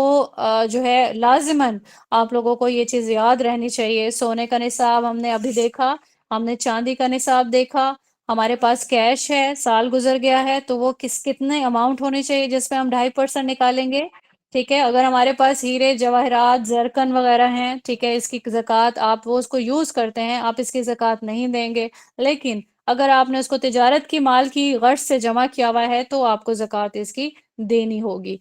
اب یہاں پہ ہم نے اس کے بعد دیکھ لیا دفینہ یعنی کہ رکاز جسے ہم کہتے ہیں مدفون خزانہ، اس کی ہم نے خمس دیکھا زکوٰۃ کا نصاب، پھر اس کے بعد ہم نے معدنیات کے بارے میں دیکھا، کانیں اگر کوئی مل جاتی ہیں اور اس سے انسان جو ہے وہ کچھ نہ کچھ اسے حاصل کر رہا ہے، ٹھیک ہے، تو وہ بھی نصاب کو پہنچے گا، اس کی زکوٰۃ دینی ہوگی۔ ہم نے زرعی پیداوار کی زکوٰۃ کا بھی نصاب دیکھ لیا۔ اب یہاں پہ جانوروں کی زکوٰۃ جو ہے اس کے بارے میں دیکھتے ہیں، لیکن کیونکہ ابھی جانور ہم نہیں پالتے، ہمارے پاس اونٹ نہیں ہوتے، گائے نہیں ہوتی ہیں، ٹھیک ہے، اور میرا یہ لیکچر کوئی اتنے ورڈ لیول پہ بھی نہیں جائے گا، یہ آپ سب اسٹوڈنٹس کے لیے جو ہمارے خود کی بہنیں جو پڑھنے والے ہیں، ٹھیک ہے، ان کے لیے ہے، تو اس لیے میں اس کو ڈیٹیل میں نہیں بتاؤں گی کہ اونٹوں کی زکوٰۃ جو ہے وہ کتنی ہے، کتنے اونٹوں پہ کتنی بکریاں یا کیا دینا ہوگا، ٹھیک ہے؟ تو میں یہاں پہ جنرلی ویسے ہی بتا دیتی ہوں آپ سب لوگوں کو کہ اونٹوں پر زکوٰۃ ہے، اگر تو 5 اونٹوں سے کم ہے آپ کے پاس اونٹ یعنی کسی بھی انسان کے پاس، تو اس پہ زکوٰۃ نہیں ہے، لیکن جیسے ہی وہ 5 سے زیادہ ہو جاتے ہیں، ٹھیک ہے، 6 ہو جاتے ہیں تو زکوٰۃ اس کو دینی ہے۔ اسی طرح سے جو گائے ہے اس کی زکوٰۃ، اب جو گائے ہے 29 گائے اگر کسی کے پاس ہیں تو اس پہ زکوٰۃ نہیں ہے۔ اچھا، اب یہاں پہ اگر کوئی کہے جی زکوٰۃ کا گائے کا تو حکم ہے لیکن بھینس کا نہیں ہے، لیکن بھینس بھی اسی حکم میں آئے گی، سب لوگوں کو یہ چیز کلیئر ہونی چاہیے، کیونکہ جب ہم قربانی کرتے ہیں تو گائے کی قربانی کر لیتے ہیں تو بھینس کی بھی کر لیتے ہیں، ٹھیک ہے، اس کی بھی جو ہے اہل علم اجازت دیتے ہیں کہ بھینس جو ہے وہ سیم ایک جو ہے وہ رکھتی ہے، ساخت رکھتی ہے، یا جو بھی اس کی اللہ تعالیٰ نے اس کی جو پیدائش ہے، ٹھیک ہے، اس حوالے سے، تو اس طرح سے جو بھینسیں ہیں وہ بھی اگر 29 کسی کے پاس ہیں زکوٰۃ نہیں دے گا، اسے جیسے ہی ایکسیڈ کرے گا تو اس کو زکوٰۃ دینی ہوگی۔ اسی طریقے سے بکریاں، کسی کے پاس اگر 39 بکریاں ہیں زکوٰۃ نہیں دے گا، لیکن 40 بکری ہو جاتی ہے تو پھر اس کو زکوٰۃ دینی ہوگی، ایک بکری پورے سال کے بعد، ٹھیک ہے، اس نصاب کو جیسے ہی پہنچے گی۔ اب یہاں پہ ہم دیکھیں گے کہ زکوٰۃ کے لیے انسان جب مال دیتا ہے، خاص طور پر جب جانور دے گا، ٹھیک ہے، اگر کسی کو کوئی جانور دینا ہوتا ہے زکوٰۃ کے طور پر، جیسے ہم نے دیکھا 40 بکریاں ہو گئیں، ایک بکری اللہ کی راہ میں خرچ کرے گا، تو کیسی بکری دے گا؟ وہ بوڑھی نہیں ہونی چاہیے، اندھی نہیں ہونی چاہیے، وہ پریگننٹ نہیں ہو، دودھ پلانے والی بکری نہیں ہو، ٹھیک ہے، اور ایسا بھی نہیں ہو کہ بہت قیمتی ہو، ایسا بھی نہیں ہو کہ بالکل ہی لاغر ہو، ٹھیک ہے، نہ بہت تندرست ہو نہ بہت زیادہ بیمار ہو، ایک ایوریج جو ہے ایک پیرامیٹر ہونا چاہیے اس کے زکوٰۃ کو دینے کے لیے، ٹھیک ہے۔ یہاں پہ ہم نے جانوروں کی زکوٰۃ کے حوالے سے احکام دیکھ لیے، ہم نے دیکھا کہ اونٹوں کی جو زکوٰۃ ہے وہ دی جائے گی، گائے پر دی جائے گی، بکری پر دی جائے گی، ٹھیک ہے۔ اب یہاں پہ کوئی کہے کہ آپ کے پاس جو ہے وہ گھوڑے ہیں، ٹھیک ہے، تو ان کی زکوٰۃ دیں، آپ کو پتہ ہونا چاہیے نہیں، ہمارے اس میں نہیں آ رہا حکم میں، ٹھیک ہے، اگر گھوڑے تجارت کے لیے آ گئے تب دیں گے، لیکن جب ہم اس کو اس طریقے سے پال رہے ہیں، ہمارے اس کا فائدے کا ایک حصہ بن رہے ہیں، تو اس پہ زکوٰۃ نہیں دی جائے گی۔ کلیئر ہو گیا یہاں تک انشاءاللہ سب کو؟ اب ہم یہاں پہ مال تجارت کے بارے میں دیکھ لیتے ہیں۔ مال تجارت میں کیا چیزیں آ جاتی ہیں؟ روٹین میں لے مین لینگویج میں ہم دیکھ لیتے ہیں، کسی کے پاس کوئی شاپ ہے، ٹھیک ہے، اس پہ اس نے اپنا جو ہے کچھ ایسا سرکل بنایا ہوا ہے کہ اس کے پاس سامان آ جاتا ہے، تجارت کرتا ہے، ٹھیک ہے۔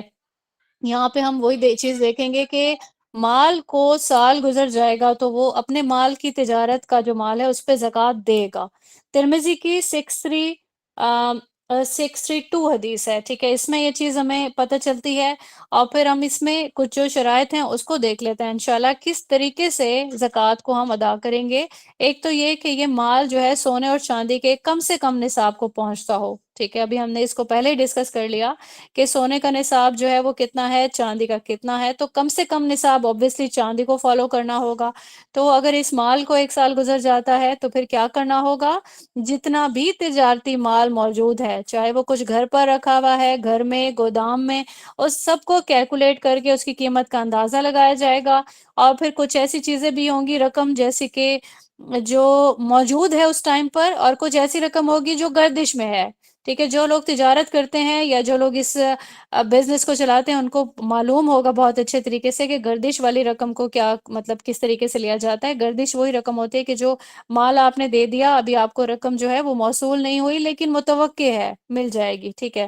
تو یہ ساری ہی رقم کو جمع کر کے اس پہ 2.5% کا کیلکولیٹر لگائیں، ٹھیک ہے، اس حوالے سے آپ اس کی زکوٰۃ ادا کر دیں، ٹھیک ہے۔ اسی طریقے سے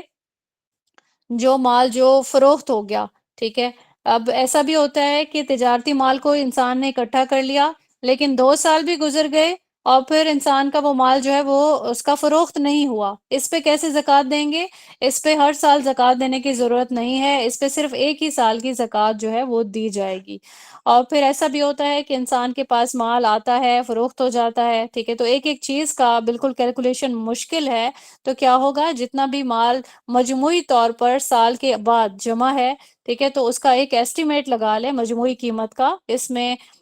کوشش کرے کہ وہ جو ہے وہ ٹرانسپیرنسی سے کرے، ایسا نہیں ہو کہ وہ جان بوجھ کر چیزوں کو اگنور کرے۔ جس چیز کو سال گزر جائے اور آپ کو اس چیز کا آئیڈیا ہے کہ یہ مال جو ہے میرے پاس میرے تصرف میں یہ سال بھر رہا ہے، تو اس کا اسی کے اکارڈنگ اس کی زکوٰۃ نکال دے، ٹھیک ہے۔ اچھا، ایک اور چیز آتی ہے کہ کبھی کبھار آپ کی اماؤنٹ جو ہے کسی بزنس میں وہ ڈوب بھی جاتی ہے، ڈوب جاتی ہے مطلب ابھی آپ کو وہ مل نہیں رہی ہے، ابھی اس کا چانس بھی نہیں ہے، ٹھیک ہے، تو اس کی زکوٰۃ نہیں دیں گے۔ جیسے ہی وہ مال آپ کو موصول ہو جائے گا، اس کی اس ایک سال کی زکوٰۃ اس کی فوری طور پر ادا کر دی جائے گی انشاءاللہ۔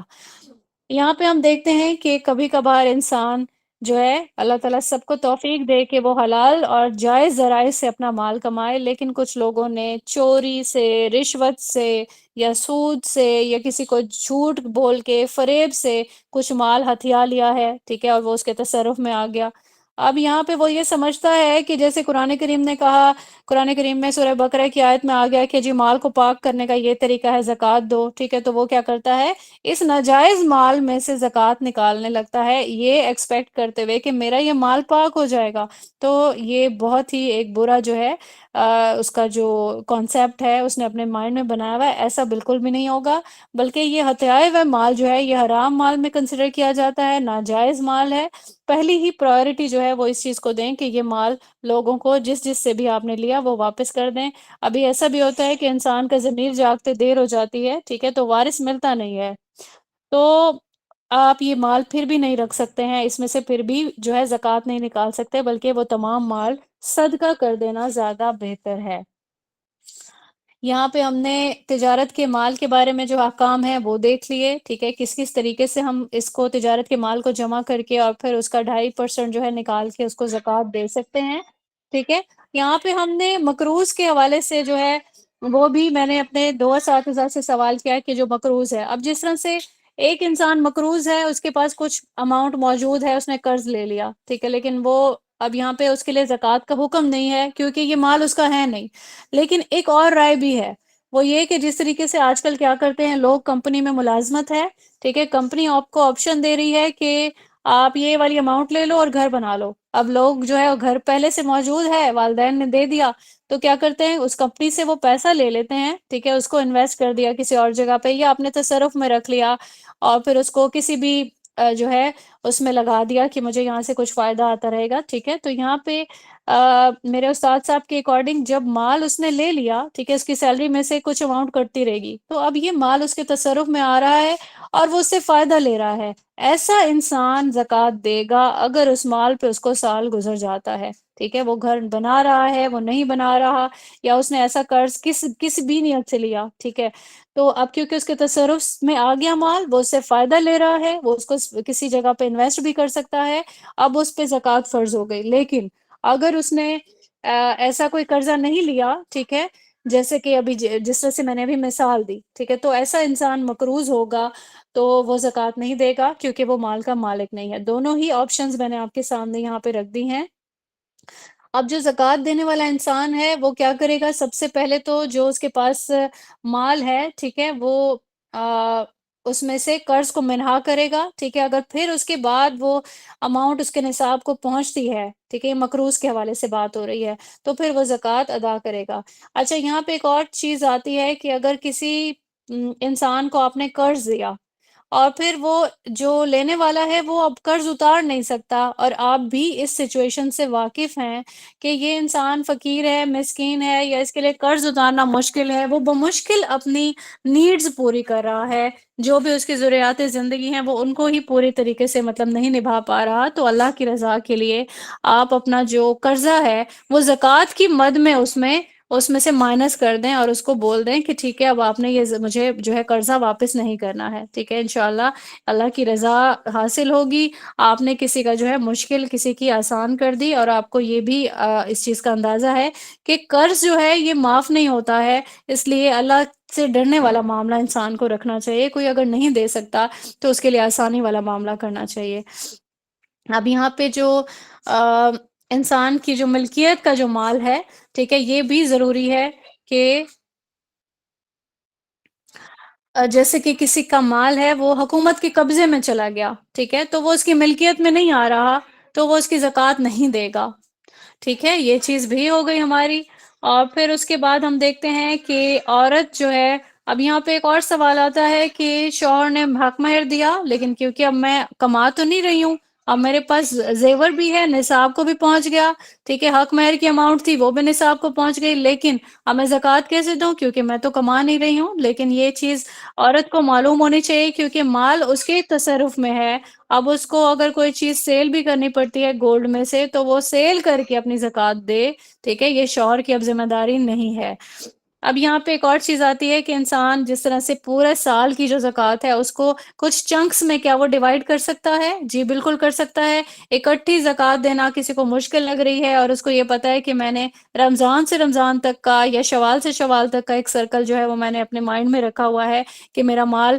سال کو پہنچ جائے گا، سال کا جو حساب ہے وہ شرط پوری ہو جائے گی، تو میں تب تک اپنی زکوٰۃ کو پورا کر لوں گا، تو وہ پورے سال میں تھوڑا تھوڑا تھوڑا تھوڑا کر کے چنکس میں دے سکتا ہے۔ آخر میں جب اس کا وہ سال پورا ہونے والا ہوگا، اس سے ایک دن پہلے وہ بیٹھ کر کے سارا کیلکولیشن کرے کہ کتنا مال میں زکوٰۃ کی مد میں اللہ کی راہ میں نکال چکی ہوں، ٹھیک ہے، اب کتنا میرا رہتا ہے، صحیح ہے؟ تو وہ اس کا حساب کتاب کر کے جو بھی کمی بیشی اس کو پورا کر لے، اس کا حساب ہو جائے گا۔ اور اگر کوئی یہ چاہتا ہے کہ اگلے سال کی بھی زکوٰۃ میں کسی انسان کو دے دوں کیونکہ اس کو ضرورت ہے، ٹھیک ہے، تو وہ ایک رف آئیڈیا لے کے کہ میری زکوٰۃ اتنی تو لازماً بن جائے گی، ٹھیک ہے، اور یہ مال میرے تصرف میں رہے گا ایک سال تک، اس چیز کا آئیڈیا کرتے ہوئے وہ اگلے سال کی بھی ایڈوانس زکوٰۃ دے سکتا ہے۔ اب یہاں پہ دو اور چیزیں ہیں کہ کبھی کچھ لوگوں کے جو کاروبار ہیں وہ مشترکہ ہوتے ہیں، ٹھیک ہے، تو ایسا نہیں ہے کہ ایک ہی انسان جو ہے وہ پورے کاروبار کا جو بھی نصاب بنتا ہے اس کی زکوٰۃ دے گا، نہیں، ہر کوئی اپنے اپنے شیئر کے اکارڈنگ زکوٰۃ دے گا اس کا حساب کتاب کرنے کے بعد۔ پھر ایک اور سوال ہوتا ہے کہ رہائشی مکان جو ہے ہمارے پاس وہ ہمارے نام ہے، تصرف میں ہے، ٹھیک ہے، تو اس پہ زکوٰۃ کیا دینی ہے؟ نہیں، زکوٰۃ اس پہ نہیں دینی ہے۔ ابھی ہم نے دیکھ لیے تھے زکوٰۃ کے کیا کیا وجوب تھے، کون کون سی چیزوں پہ دی جاتی ہے،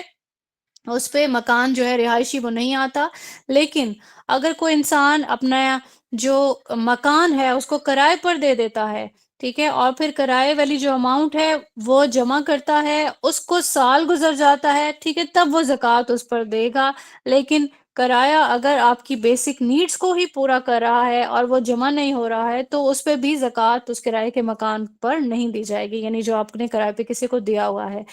پھر اس کے علاوہ آپ کے پاس اگر ایک گاڑی ہے، ٹھیک ہے، اور پھر دوسری جو ایک اور گاڑی بھی آ جاتی ہے، ٹھیک ہے، تو اس پہ بھی زکوٰۃ نہیں ہوگی، چاہے آپ کے زیر استعمال کتنی بھی گاڑیاں ہوں۔ اور پھر یہ ہوتا ہے کہ کارخانے ہیں یا عمارتیں ہیں یا کوئی مشینریاں ہیں آپ کے تصرف میں، ٹھیک ہے، اس پہ بھی جو ہے وہ زکوٰۃ نہیں دی جائے گی۔ اب یہاں پہ ہم دیکھتے ہیں رفلی جو ہے وہ کون کون سی ایسی چیزیں ہیں جن پر زکوٰۃ نہیں دی جائے گی۔ بیت المال کی رقم ہے، بھلے سے کتنی ہی زیادہ ہو جائے، ٹھیک ہے، اور پھر اس کے بعد اگر کوئی آپ کی جائیداد ہے اور آپ نے کسی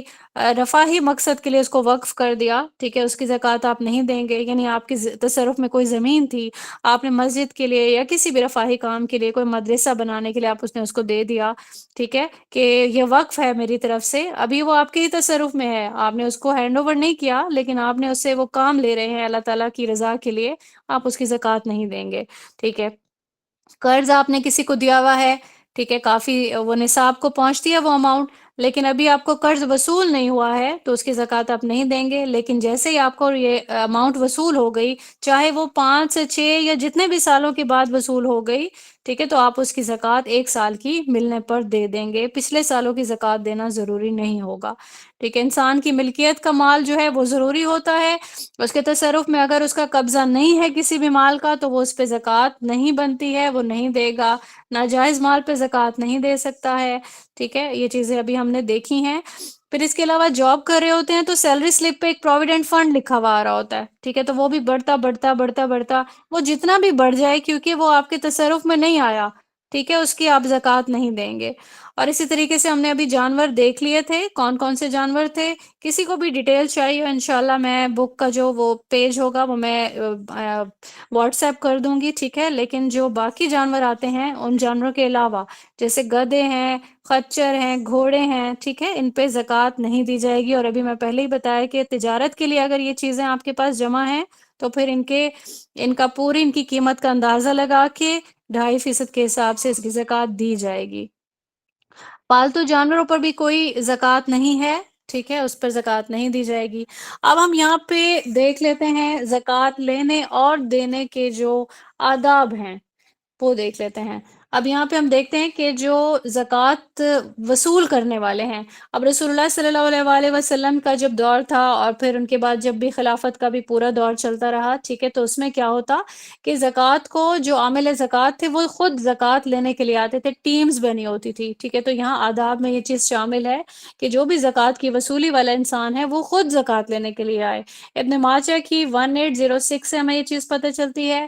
زکوٰۃ میں ہمیشہ درمیانے درجے کا مال وصول کرنا چاہیے، اصرار نہیں کرنا چاہیے کہ مجھے اعلیٰ درجے کا ہی مال جو ہے وہ دیا جائے، یہ کس کے لیے ہے؟ جو زکوٰۃ وصول کرنے والا ہے اس کے لیے ہے یہ، ٹھیک ہے۔ اسی طریقے سے اللہ تعالیٰ کی راہ میں جہاد کرنے والے کے ایکول ہو جائے گا اس کا درجہ جو کہ زکوٰۃ کو وصول کر رہا ہے، کیونکہ یہ ایک بہت بڑی رسپانسبلٹی ہے، زکوٰۃ کو وصول کرے گا، اس کے اموال کو جمع کرے گا، اور پھر جتنے بھی یہ لوگ ہیں جو زکوٰۃ کے مستحق ہیں ان تک یہ پہنچائے گا، ٹھیک ہے۔ تو یہ اللہ پاک نے یہاں پہ اللہ کی راہ میں جہاد کرنے والے کے ایکول اس کا جو درجہ ہے وہ رکھا ہے۔ اس کے مال کو وصول کرنے والا اس میں خیانت نہیں کر سکتا، بہت برا انجام ہے اس کا۔ اور پھر زکوٰۃ کا مال وصول کرنے والا ایسا بھی نہیں کر سکتا کہ وہ یہ کہے کہ یہ مال مجھے کسی نے تحفے میں دیا ہے، اگر اس کو کوئی تحفہ بھی دیتا ہے تو وہ بھی وہ بیت المال میں ہی جمع کروائے گا۔ صحیح بخاری کی 6979 سے ہمیں یہ چیز پتہ چلتی ہے۔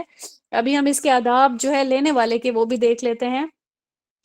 زکوٰۃ کو دینے کے لیے سب سے پہلے تو مائنڈ میں یہ ہونا چاہیے کہ اللہ کی رضا جو ہے وہ حاصل ہو، ٹھیک ہے۔ ابھی ہم جس طرح سے بات کر رہے تھے کہ کسی کو بتا کے دینی چاہیے، ٹھیک ہے، تو بتانا اس میں ضروری نہیں ہے۔ عزت نفس کا بہت خیال رکھنا چاہیے، کبھی کسی کی عزت نفس مجروح نہیں ہونی چاہیے، اور جس طرح سے ہم یہ ابھی دیکھیں گے، مصارف دیکھیں گے، تو ہمارے لیے یہ چیز ہے کہ ہمیں اپنے ارد گرد فیملی ممبرس کو بھی، ایک تو یہ ہے کہ کچھ لوگوں کو ہم زکوٰۃ دے نہیں سکتے ہیں، جیسے ہمارے والدین آ جاتے ہیں، ٹھیک ہے، اور اسی طریقے سے شوہر بیوی کو زکوٰۃ نہیں دے سکتا، ٹھیک ہے، تو اس کے علاوہ جو رشتہ داروں کا جو ایک کیٹیگری میں آتے ہیں، ٹھیک ہے، اگر وہ ڈیزرو کرتے ہیں تو ان کو آپ زکوٰۃ کی اماؤنٹ میں سے کمپنسیٹ کر سکتے ہیں، ٹھیک ہے، تو بتانا اس کے لیے بالکل بھی ضروری نہیں ہے۔ زکوٰۃ کو ادا کرنے میں تاخیر نہیں کرنی چاہیے، جیسے ہی سال گزرنے کی آپ کو آئیڈیا ہو جائے، ٹھیک ہے، تو کسی بھی شرعی عذر کے بغیر آپ زکوٰۃ کی ادائیگی میں کوئی تاخیر نہیں کر سکتے۔ اور پھر اس کے بعد یہ ہے کہ کبھی ایسا ہوتا ہے کہ ظالم حکمران ہیں جس طرح سے، ٹھیک ہے، تو جمہور کی یہ رائے ہے کہ اگر وہ زکوٰۃ کا مال جمع کریں تو ان کے حوالے وہ مال جو ہے وہ سپرد کرنا ان کو جائز ہے۔ اس کے بعد یہ ہے کہ جس طرح سے ابھی ہم ذکر کر رہے تھے کہ پہلے زکوٰۃ کو وصول کرنے کے لیے پراپر ٹیمز بنتی تھی، عامل زکوٰۃ جو ہے وہ زکوٰۃ کو وصول کرتے تھے، ٹھیک ہے، تو یہاں پہ سنن نسائی کی حدیث ہے 2462، اور اس کے علاوہ صحیح مسلم کی 2298، ٹھیک ہے، یہاں پہ یہ چیز ذکر کی گئی حدیث میں رسول اللہ صلی اللہ علیہ وآلہ وسلم کی طرف سے کہ ان کو راضی کرنا چاہیے، ٹھیک ہے، یعنی کہ جو ان کا ایک ایسٹیمیٹ انہوں نے بنایا، آپ کے مال کا جو انہوں نے حساب کتاب لگانے کے بعد آپ سے وصول کرنے کے بارے میں جو بھی آپ کے سامنے رکھا، تو ان کو راضی کر کے بھیجیں، ٹھیک ہے، اس معاملے میں ان کو مرحبا کہنا ہے، آپ نے وارملی ویلکم کرنا ہے، ان کو خوش لوٹانا ہے واپس۔ یہاں پہ ہم نے یہ چیز ہماری کلیئر ہو گئی، ہم نے زکوٰۃ کے لیے جو آداب ہیں اس حوالے سے دیکھ لیا، ٹھیک ہے، اور زکوٰۃ کی ادائیگی کے لیے کبھی بھی بہانے نہیں کرنے چاہیے، ٹھیک ہے، اور اچھے سے اچھا مال ہی انسان اللہ کی راہ میں خرچ کرے۔ اچھا، اس کے علاوہ اگر کبھی حساب کتاب اس طریقے سے ہو رہا ہے تو زکوٰۃ کی ادائیگی کے لیے وکیل بھی بنایا جا سکتا ہے، سورہ یوسف میں ہم نے دیکھا تھا آیت نمبر 55 میں، ٹھیک ہے، اور پھر یہ بھی ہوتا ہے کہ جس طرح سے کوئی انسان یہ زکوٰۃ کا اس کو جی مجھے پتہ نہیں تھا کہ زکوٰۃ واجب ہے، یا میرا مال جو ہے وہ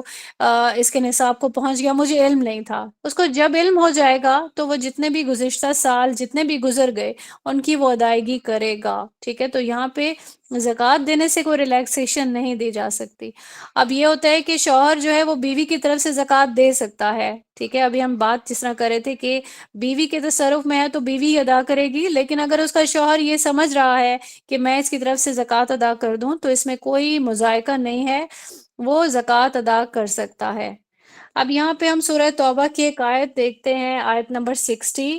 اس آیت کو دیکھنے کے بعد ہمیں بہت اچھے سے کلیئر ہو جائے گا کہ ہم نے زکوٰۃ دینی کس کو ہے، ٹھیک ہے، اس کو ہم مصارف زکوٰۃ کہتے ہیں۔ مصارف زکوٰۃ کہ ہم نے اپنی زکوٰۃ کن کن لوگوں پر خرچ کرنی ہے۔ آیت کی ٹرانسلیشن پڑھ لیتی ہوں میں۔ یقیناً صدقات تو فقیروں اور مسکینوں اور ان پر کام کرنے والوں کے لیے ہیں، اور ان کے لیے جن کے دلوں میں الفت ڈالنی مقصود ہے، اور گردنوں کے چھڑانے میں، اور تاوان بڑھنے والوں، اور اللہ کی راہ میں، اور مسافروں کے لیے ہیں، ٹھیک ہے، تو یہاں پہ اگر کیلکولیٹ کر لیں تو یہ کتنے مصارف بنتے ہیں؟ یہ 8 مصارف بنتے ہیں۔ اس میں سب سے پہلے فقراء جاتے ہیں۔ فقیر کون ہوگا؟ ترمذی کی حدیث ہے 650، جس سے ہمیں پتہ چلتا ہے کہ رسول اللہ صلی اللہ علیہ وآلہ وسلم نے غنی اس شخص کو قرار دے دیا جس کے پاس 50 درہم ہو یا اس کے برابر سونا ہو، ٹھیک ہے، تو یہاں پہ کوئی بھی اس سے کم کی مالیت کا مالک ہے، ٹھیک ہے، تو اس کو زکوٰۃ دی جا سکتی ہے، لیکن کسی غنی کو ہم زکوٰۃ نہیں دے سکتے ہیں۔ اچھا، پھر اس کے بعد ہم یہ دیکھتے ہیں کہ مساکین کا جو ہے وہ آتا ہے نمبر۔ اب مساکین کون سے لوگ ہوتے ہیں؟ اب یہ وہ لوگ ہوتے ہیں جو سفید پوش ہیں، سوال نہیں کرتے ہیں عزت نفس کی وجہ سے، ٹھیک ہے، لیکن یہ فقیروں سے بھی زیادہ محتاج ہوتے ہیں، ہاتھ پھیلانے والے نہیں ہوتے ہیں، ٹھیک ہے، صحیح مسلم کی 2393۔ اس سے ہمیں یہ چیز پتہ چلتی ہے زکوٰۃ کی اماؤنٹ ان کو دی جا سکتی ہے۔ اس کے بعد تیسرا نمبر آ جاتا ہے عاملین زکوٰۃ۔ یہ کون سے لوگ ہوتے ہیں؟ جو زکوٰۃ کی وصولی، تقسیم، اس کا حساب کتاب، ایسے تمام کاموں کی اسائنمنٹ ان کے پاس ہو، ٹھیک ہے، تو یہ عاملین زکوٰۃ میں آتے ہیں۔ ان کو اسی اماؤنٹ میں سے ہی ان کو اجرت دی جا سکتی ہے۔ بخاری کی 7160 سے ہمیں یہ چیز پتہ چلتی ہے۔ پھر اس کے بعد آتا ہے کسی کو تالیف قلب کے لیے کچھ دینا، ٹھیک ہے، یعنی کہ آپ پر امید ہیں ایسے کسی انسان کی طرف جو کہ اسلام کی طرف مائل ہے، اور آپ کو امید ہے کہ یہ لازماً اسلام قبول کر لے گا، ٹھیک ہے، تو اس کو زکوٰۃ دی جا سکتی ہے۔ اور پھر ایسے لوگ جو کہ آپ کو لگتا ہے کہ یہ ان کی مدد کرنا لازمی ہے تاکہ یہ دین پر جمے رہیں، ٹھیک ہے، بخاری کی 27 حدیث سے یہ چیز پتہ چلتی ہے، ایسے لوگوں کو بھی زکوٰۃ دیں، ٹھیک ہے، یا پھر ایسے کفار جو کہ انسانوں کے لیے مخالف نہ ہوں ان کے، ٹھیک ہے، وہ حملہ آور ہونے سے دوسروں کو بھی روکیں گے، خود بھی روکیں گے، ٹھیک ہے، ایسی صورت میں ان کو بھی زکوٰۃ دی جا سکتی ہے۔ اور پھر اگر کوئی نیا نیا جو ہے وہ اسلام کے دائرہ کار میں شامل ہوتا ہے، ٹھیک ہے، ان کو بھی زکوٰۃ دی جا سکتی ہے، کیونکہ یہ چیز دین سے محبت پیدا کرتی ہے۔ اس کے بعد ہم دیکھتے ہیں گردنیں چھڑانے کا تذکرہ کیا گیا اللہ تعالیٰ کی طرف سے۔ اب یہاں پہ پہلے زمانے میں غلام جو ہے وہ ہوتے تھے، بکتے تھے، ٹھیک ہے، تو ان کو آزاد کروایا جا سکتا تھا، لیکن اب ہم آج کے دن میں اس کو کیسے امپلیمنٹ کریں گے؟ اب تو غلامی نہیں ہے نا، تو اس سے ملتے جلتے اگر کوئی حالات ہو جائیں، کوئی اگر مسلمان جو ہے وہ کسی دشمن کے ہاتھوں گرفتار ہو جائے، تو زکوٰۃ کی اماؤنٹ سے اس کی مدد کی جا سکتی ہے، ٹھیک ہے، اس کو کمپنسیٹ کیا جا سکتا ہے۔ اس کے بعد ہم دیکھتے ہیں مقروض، ٹھیک ہے، چھٹا جو کیٹیگری آتی ہے کہ کوئی انسان جو ہے وہ گھر والوں کا خرچ پورا کرتے کرتے وہ مقروض ہو گیا، اس پہ قرضہ جو ہے وہ آ گیا، یا پھر اس کا جو مال ہے وہ چوری ہو گیا، ٹھیک ہے، یا نقصان ہو گیا، آگ لگ گئی، کچھ بھی، ٹھیک ہے، تو پھر اس کو زکوٰۃ سے کمپنسیٹ کیا جا سکتا ہے، یہ اللہ کا حکم ہے۔ یا اس کو بیماری نے اس قدر مفلوج کر دیا کہ اس کی سارا مال لگ گیا، اس کا گھر بک گیا، یا کچھ بھی، ٹھیک ہے، تو اس کو زکوٰۃ سے کمپنسیٹ کیا جا سکتا ہے۔ اس کے بعد ساتویں کیٹیگری آ جاتی ہے فی سبیل اللہ،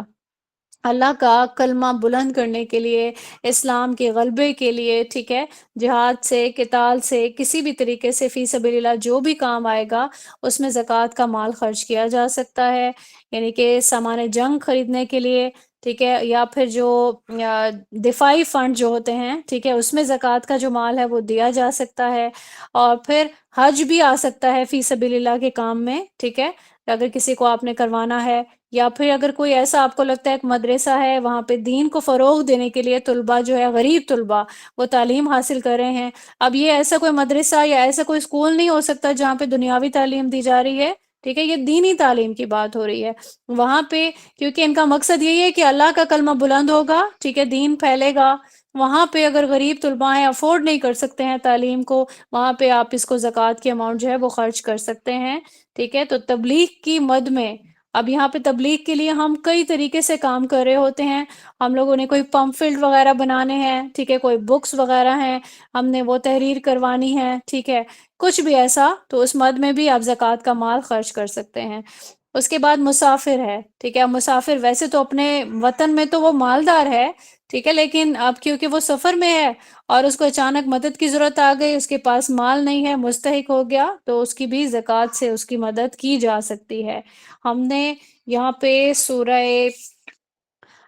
توبہ کی آیت نمبر 60 کی ٹرانسلیشن کے بعد مصارف زکوٰۃ کو سارا ہم نے دیکھ لیا کہ اللہ پاک نے کون کون سے ہمیں جو لوگ ہیں ان پہ زکوٰۃ کی اماؤنٹ کو خرچ کرنے کا حکم دے دیا۔ اس میں فقیر آتے ہیں، اس میں مساکین آتے ہیں، اس میں عاملین زکوٰۃ آتے ہیں، اس میں تالیف قلب کے لیے دینے والے لوگ آتے ہیں، پھر رقاب آتے ہیں یعنی کہ گردن چھڑانے والے جس طرح سے غلام ہوتے ہیں، پھر غارمین آتے ہیں یعنی مقروض، اس کے بعد فی سبیل اللہ آتے ہیں، جتنے بھی فی سبیل اللہ کام ہیں ان پہ خرچ کیا جا سکتا ہے، اور پھر آٹھویں کیٹیگری مسافر کی ہے۔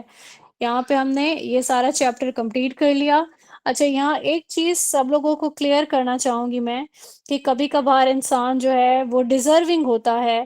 اس کو معلوم ہے کہ وہ اپنی نیڈز کو پوری نہیں کر رہا، اور پھر اس کو اگر یہ چیز پتہ چلتی ہے کہ مجھے زکوٰۃ کی اماؤنٹ جو ہے وہ دی جا رہی ہے، تو وہ اس میں شرم محسوس کرتا ہے، یا وہ اپنے دل میں اس کی تکلیف محسوس کرتا ہے۔ تو یہاں میں یہ کہنا چاہوں گی کہ سب لوگ اپنے اپنے دلوں کو کھلا رکھیں، اللہ تعالیٰ کی طرف سے بنایا گیا نظام ہے یہ، ٹھیک ہے، اس میں ہم شرم کے اور جو ایک ایگو والے جو پیرامیٹرز ہیں اگر ان کو دیکھنے لگیں گے تو یہ اسلامی تعلیم نہیں ہے، ٹھیک ہے۔ اگر آپ کے ارد گرد ایسے کوئی لوگ ہیں، یا آپ کے بہن بھائیوں میں کوئی ایسے لوگ ہیں جو نہیں، ان کی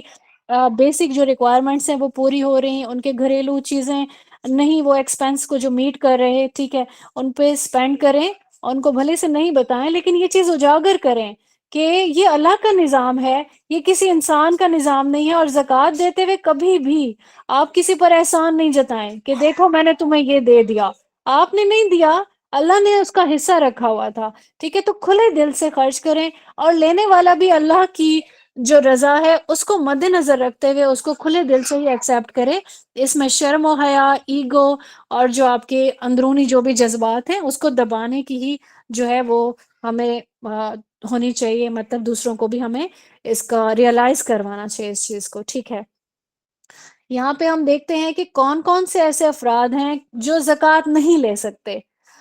تو یہاں ہم دیکھتے ہیں کہ ہمیں ایک چیز پتہ چلتی ہے، ہم اکثر سنتے ہیں کہ سادات کو زکوٰۃ نہیں دی جا سکتی، ٹھیک ہے۔ تو ہم یہ چیز بخاری کی ایک حدیث ہے 1491، اس میں ہم دیکھ سکتے ہیں کہ واقعتاً جو یہ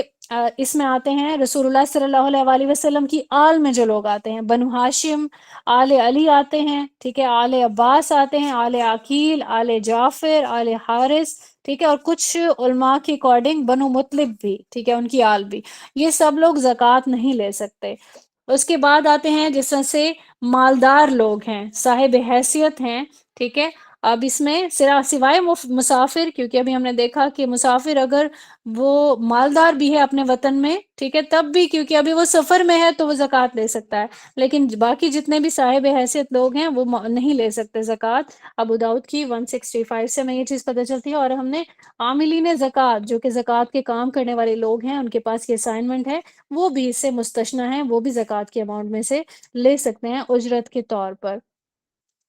اس کے بعد ہم دیکھتے ہیں کہ زکوٰۃ خاص طور پر مسلمانوں کو دی جائے، ٹھیک ہے، غیر مسلم اس میں نہیں آتا ہے، یہ مسلمانوں کا ہی حق ہے، اور یہاں پہ بخاری کی 1395 حدیث ہوگی آپ کے ساتھ شیئر کی جائے گی، ٹھیک ہے۔ اس کے علاوہ اگر آپ کے پاس دو آپشنز ہیں کہ زکوٰۃ دینے کے لیے، ایک طرف تو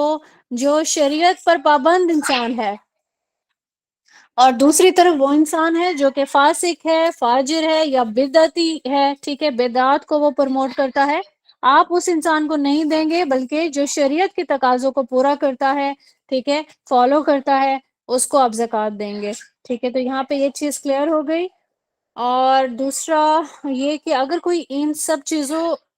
کا شکار ہے، بے نمازی ہے، اور ساری اس میں دوسری چیزیں ایسی آ رہی ہیں، ٹھیک ہے، پہلے تو یہ کہ ہم اسے جو ہے تنبیہ بھی کریں گے، تلقین بھی کریں گے، ٹھیک ہے، کہ تم جو ہے نماز پڑھو، اگر وہ اس پہ کاربند ہو جاتا ہے تو پھر اس کو زکوٰۃ کی اماؤنٹ دی بھی جا سکتی ہے۔ اس کے بعد ہے ابو داؤد کی ایک حدیث ہے 1633، اس میں ہمیں یہ چیز پتہ چلتی ہے کہ انسان کو صحت مند اور کمانے کے جو قابل انسان ہے اس کو زکوٰۃ نہیں دینی چاہیے، کیونکہ رسول اللہ صلی اللہ علیہ وآلہ وسلم نے بھی، یہ جو حدیث ہے اس کے الفاظ آپ دیکھ سکتے ہیں، ٹھیک ہے، طاقتور جو انسان تھا جو کہ کما کے کھا سکتا تھا، اس کے لیے رسول اللہ صلی اللہ علیہ وآلہ وسلم نے فرمایا کہ ایسے انسان کے لیے زکوٰۃ میں حصہ نہیں ہے۔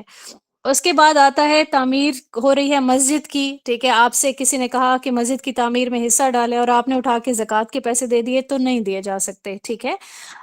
یہ جو زکوٰۃ ہے، ٹھیک ہے، یہ جو ہم مصارف ہیں ان کو ہی ہم دیکھیں گے انشاءاللہ، اسی کے اکارڈنگ ہی زکوٰۃ کی تقسیم کریں گے۔ مساجد کی تعمیر کے لیے یا رفاہی کاموں کے لیے، ٹھیک ہے، جیسے کہ کوئی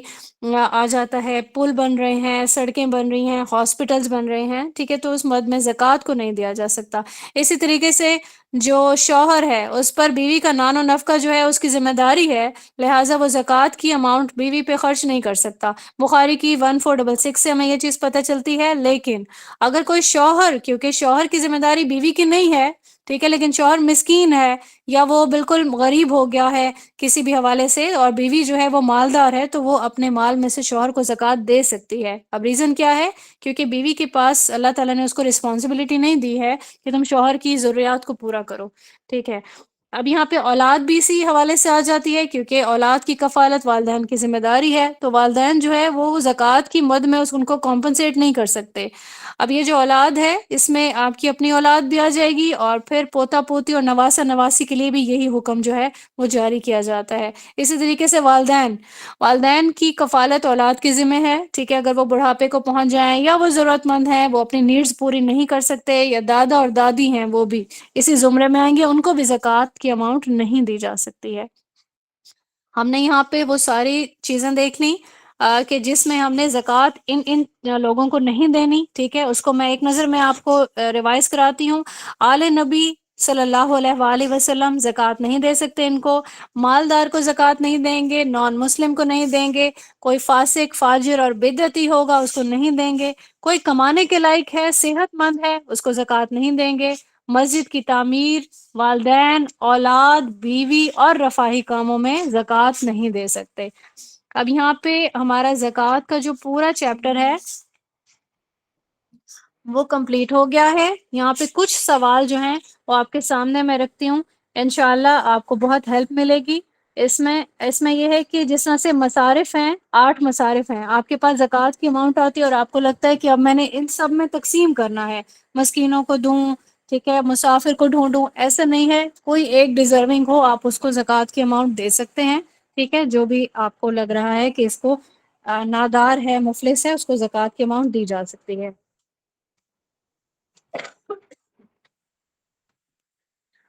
اچھا، اس کے بعد ایک اور ہے سوال کہ مارکیٹنگ ہو رہی ہے، ٹھیک ہے، کسی سوشل ویلفیئر کے کاموں کے لیے، تو اس پہ کیا زکوٰۃ کی اماؤنٹ خرچ کی جا سکتی ہے؟ ٹھیک ہے، تو نہیں، بالکل بھی خرچ نہیں کی جا سکتی ہے. مارکیٹنگ کی جو ایک مصارف ہے اس میں ہم نے دیکھا وہ فی سبیل اللہ میں نہیں آ رہا. ٹھیک ہے، تو اس میں ہم زکوٰۃ کی اماؤنٹ کو نہیں وہ کریں گے اسپینڈ.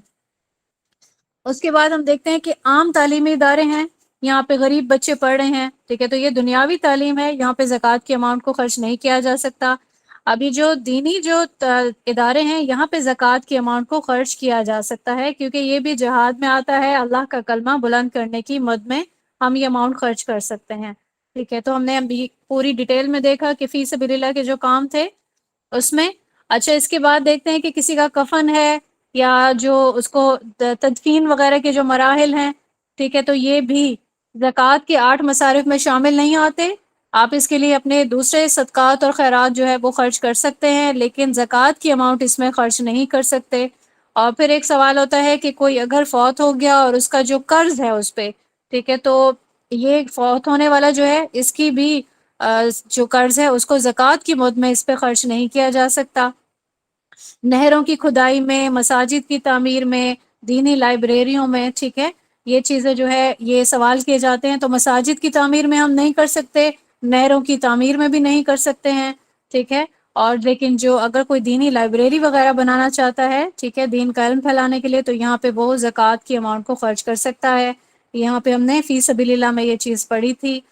اس کے بعد ہم دیکھتے ہیں کہ دینی اداروں کی جو جس طرح سے تنخواہیں وغیرہ ہیں، ٹھیک ہے، تو یہاں پہ بھی یہ چیز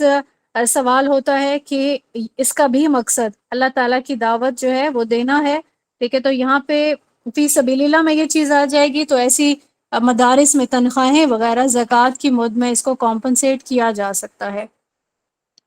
پھر اس کے بعد ایک سوال ہوتا ہے کہ جس طرح سے طلباء ہیں لیکن وہ دینی تعلیم حاصل کر رہے ہیں، ان کے وظائف وغیرہ، ٹھیک ہے، ان کے کھانے پینے میں یہ چیز جو ہے وہ خرچ کی جا سکتی ہے زکوٰۃ کی اماؤنٹ؟ تو جی بالکل کی جا سکتی ہے. ٹھیک ہے، تو دینی معاملات کے جو بھی اخراجات ہیں وہ فی سبیل اللہ کی کیٹیگری میں آئیں گے، تو وہاں پہ زکوٰۃ کی اماؤنٹ کو خرچ کیا جا سکتا ہے، لیکن رفاہی کاموں میں یہ اماؤنٹ خرچ نہیں کی جا سکتی.